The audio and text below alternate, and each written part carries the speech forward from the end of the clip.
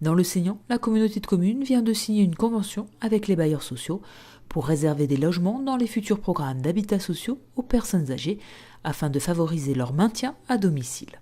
C'est une volonté forte qui est issue d'une réflexion que nous avons menée au sein de notre territoire, mais réflexion partagée aussi avec les bailleurs sociaux qui ont des personnes vieillissantes dans les logements qu'ils gèrent actuellement.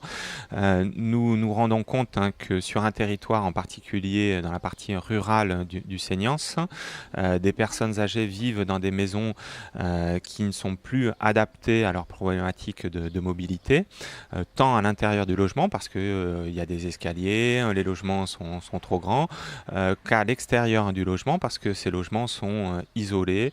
Je pense en particulier au secteur des Barthes où ces logements sont éloignés des services des centres-bourgs des communes. Donc on peut maintenir à domicile ces personnes-là en leur apportant des services, c'est le rôle du SIAS, c'est notre mission, mais on constate que c'est compliqué pour ces personnes-là de se déplacer à l'intérieur de leur logement, c'est compliqué de maintenir du lien social.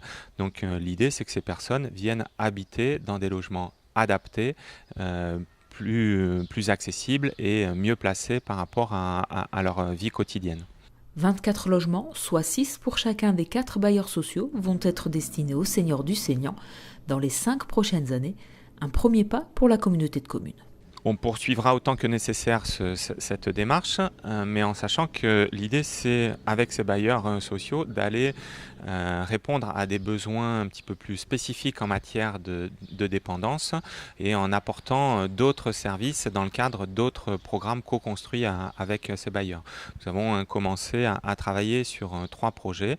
Le plus avancé sur Saint-Martin-de-Seignance, où là, on aura des appartements réservés plus importants. Le SIAS apportera des services plus importants.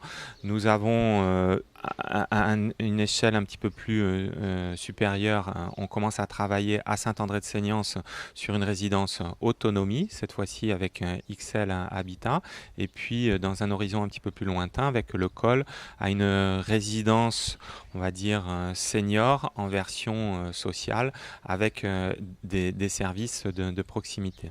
Certains projets sont déjà en cours de réalisation et les premiers logements devraient être livrés dès l'an prochain.